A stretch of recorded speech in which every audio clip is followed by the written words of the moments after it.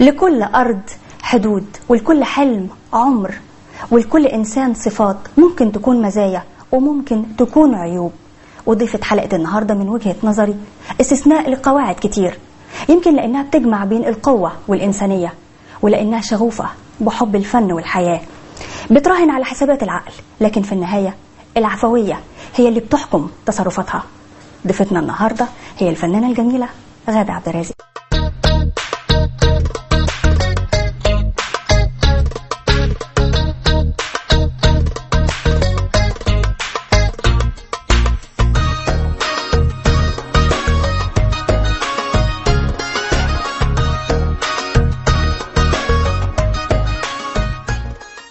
اهلا بيكي يا غاده، نورتينا في يلا سينما. ميرسي غاده، زي ما قلت في بدايه كلامي ان لكل انسان صفات ممكن تكون مزايا وممكن تكون عيوب، واكيد هو اكتر حد بيكون حاسس ومدرك ايه هي. يا ترى ايه مزايا وعيوب غاده؟ بس انا هتكلم على العيوب طبعا الاول، لان دايما المزايا يعني بتبقى مستحبه قوي انك تعرفيها من الناس اللي حواليكي حتى لو انت عارفاها، لكن العيوب دايما الواحد يحب يتكلم عليها، ان بيبقى يعني بيقول الوحش اللي فيه، اللي هو شايف ان هو فيه. يعني انا مثلا متسرعه جدا، متسرعه في قراراتي، مع اني كمان دلوقتي بقيت اكتر حكمه، يعني بقيت اقدر اعمل عليها كنترول شويه، بس متسرعه جدا في قراراتي، شكاكه، بغير على اللي حواليا قوي. يعني مثلا ما احبش روتانا مثلا لو قاعده في مكان مثلا تبقى مهتمه بحد غيري، فاهمه؟ احب الحاجه اللي بتاعتي تبقى بتاعتي، ما احبش احس انها مهتمه بحاجه تانية اكتر مني. يا غاده عندك حب امتلاك؟ مش عارفاها بالظبط حب امتلاك، ولا ببقى حابه قوي اللي انا بحبهم يبقوا بتوعي، ما يروحوش مني يعني. بحب الشغل زياده عن اللزوم قوي، لدرجه ان هو ساعات بيأثر عليا انا شخصيا، يعني على حياتي، على نفسيتي، على حاجات كتير يعني. ايه تاني؟ انا قلت كل العيوب اللي في الدنيا. دي العيوب. عصبيه بس مش بسهوله. يعني اطلع وانزل على ما فيش خالص خالص. وفي دي بقى ميزه، ان انا ما اعرفش اشيل من حد. يعني لو سبتيني مثلا 10 دقايق ربع ساعه وجيتي كلمتيني اتكلم ولا كان في حاجه حصلت. دي ميزه على فكره، دي ميزه. في ناس بتشوفها بقى ان هي مش ميزه، ان انا يعني في حاجات ممكن تسامحي فيها وفي حاجات ممكن ما تسامحيش. طب غاده، التعامل مع الناس بحسن نيه شايفاه في زماننا ده ميزه ولا عيب؟ لا عيب. ليه طب يعني نقول مثلا، هل غاده يعني تعاملت مع بعض الناس بحسن نيه ودفعت الثمن ده؟ مع كل الناس. مع كل الناس؟ ليه يا غاده؟ يعني انت بقيتي يعني ما اعرفش لما اتعامل مع الناس اتعامل بتمثيل. يعني دايما اقول لاقرب الناس ليا، دايما يقولوا لي ما تبقيش تحكي كل اسرارك لاي حد، ما تبقيش اوبن قوي كده في الكلام قدام الناس. تلاقيني مثلا في اوضه التصوير بتاعتي بتكلم قدام اي حد موجود، ما بصش مين اللي موجود عشان انا هقول ايه، لان انا دايما حاسه ان انا اللي بقوله ما عنديش عيب او خطا اخبيه. فابقى انا بتكتك مين اللي يسمع او مين اللي ما يسمعش. يعني العفويه اساس تصرفاتك في كل حاجه. وبعدين دي بتزعل اهلي كلهم، فاقول لهم انا ما اقدرش اعيش مخونه الناس كلها، ما اقدرش يعني، ما اقدرش افضل طول ما انا عايشه مخوناكي ومخونه اللي جوه ومخونه اللي قاعد ورايا ومخونه اللي هنا يعني. يعني ما تبقاش عايشه دي خالص. لا لا لا لا, لا. يبقى عيش لوحدي احسن يعني. طيب من وجهه نظرك مين الافضل، الفنان اللي ليه موقف ولا الفنان اللي بيفضل الابتعاد والهروب والصمت عن الكلام؟ عارفه لما تحسي ان انت بتعملي حاجه كده لوجه الله، او انت ما بتحسبيهاش قوي، اصل في ناس اذكياء بيقعدوا يحسبوها. يعني مش زينا رد الفعل على طول تبقى في ثانيه. عارفه انت رد الفعل بتجيلك من ايه؟ من قلبك، بتاخديها على طول على بعاطفتك، فاهمه؟ دي مش عايزه حسابات. في حاجات ما ينفعش تحسبي فيها. صح.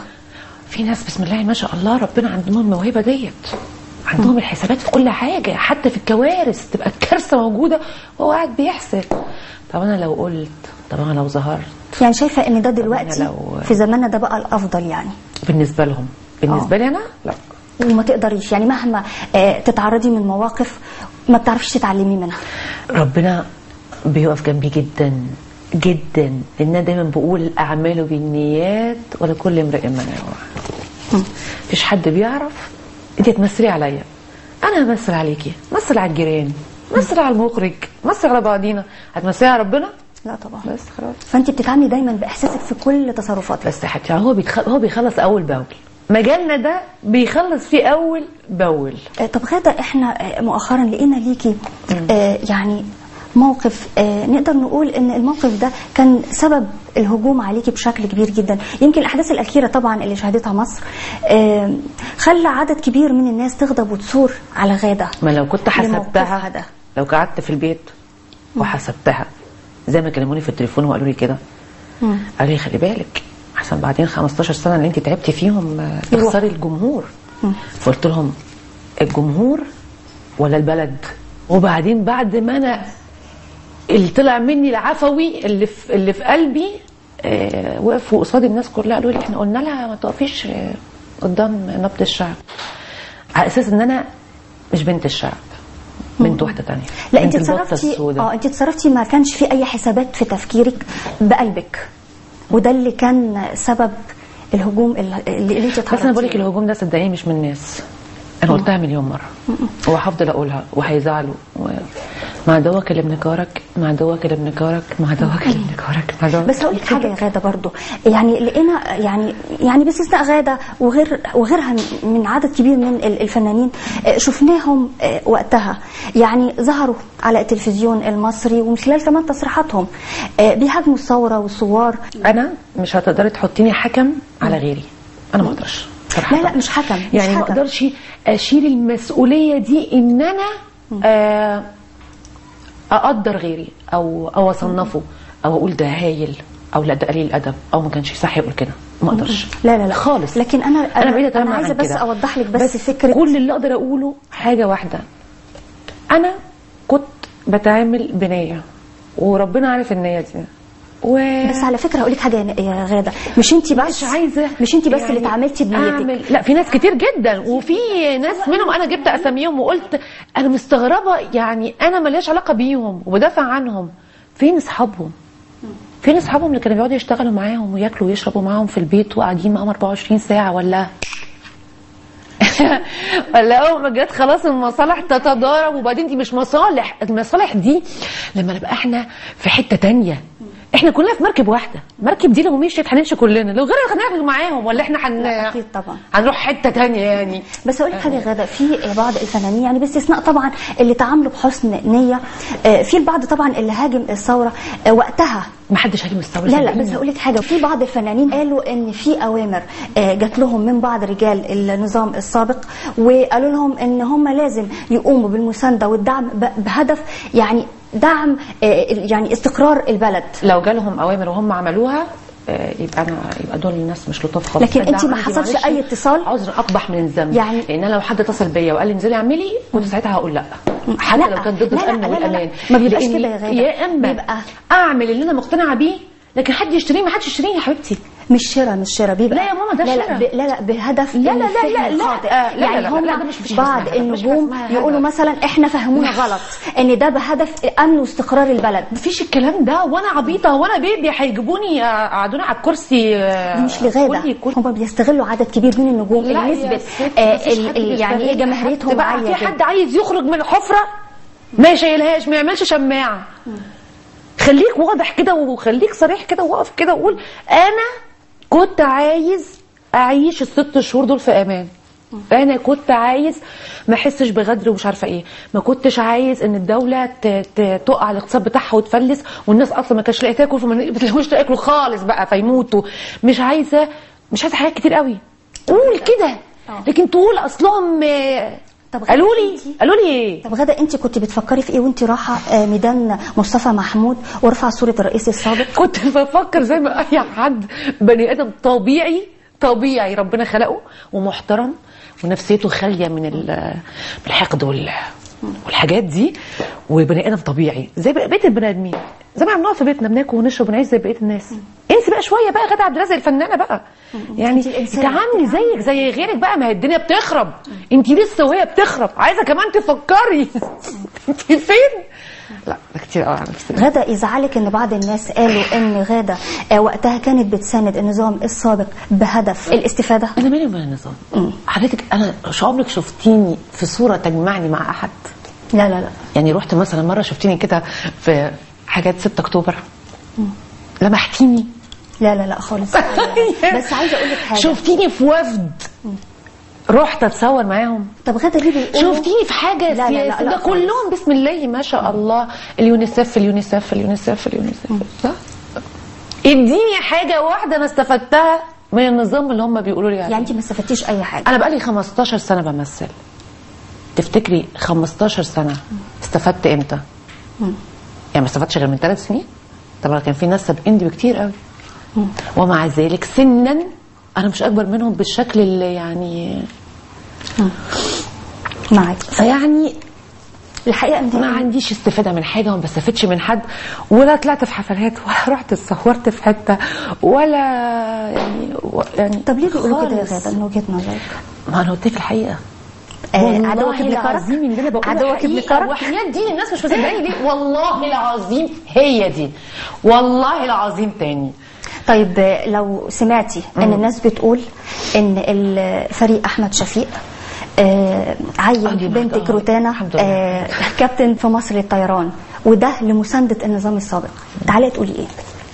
اقول ان هي خلاص الروتانا اتلطت في الحته دي، فوالله العظيم لو روتانا اتخرجت بعد سنه وما تعينتش في مصر للطيران انا اساسا هنزل التحرير. لان هي خلاص بقت وصمه، يعني هم لبسوها الروتانا. اولا الروتانا السعوديه لا تصلح انها تشتغل في مصر للطيران. يعني مش حقيقي يا غاده؟ يا نهار ابيض. روتانا تحمل الجنسيه السعوديه، مصر للطيران ما بتشغلش غير المصريين. طب ليه تفكيرهم اتجه بالشكل ده من وجهة نظرك؟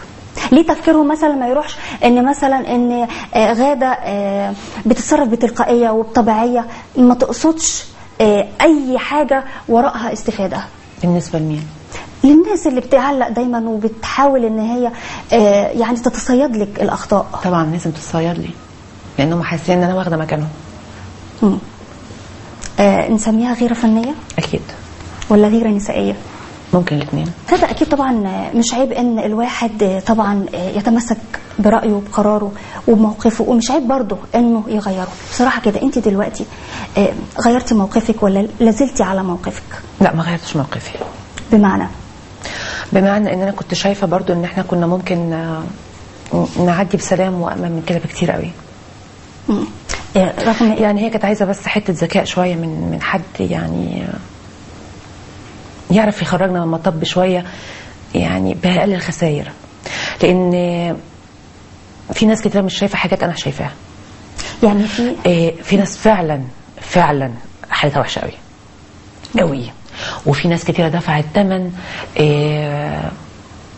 ما الواحد مش عايز بس يقول حاجات، في حاجات كتير ما بتتكتبش وفي حاجات كتير ما بتتقالش. يعني في مثلا بنات راحت ما رجعتش، وفي اللي رجع ومش عايز يقول هو كان فين. تفتكري دي اللي فقدتي الاستقرار؟ طبعا يا حبيبتي، لو انا بنتي احس بايه؟ الله،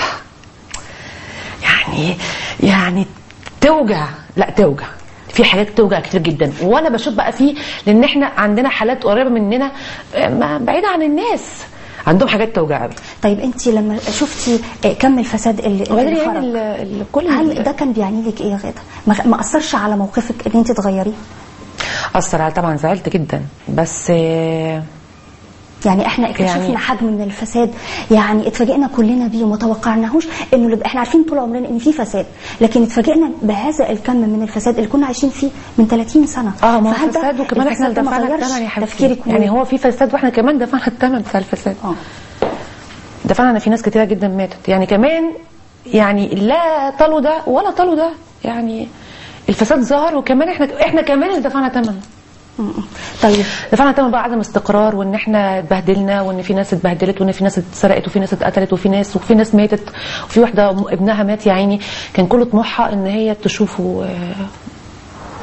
ما هو كلنا بقى بنقول بقى زي امهات بقى، يعني ساعات اقول ايه، طب يعني استغفر الله العظيم يا رب معلش، طب يعني حرام اكلم روتانا خايفه عشان تكون هي في الاردن حصل لها حاجه، ابقى قاعده كده مثلا واعمل كده، احسن يكون غصب عني اللي يجري على بنتي يجري عليا، يجري على الوطن العربي كله. ما هم التلاته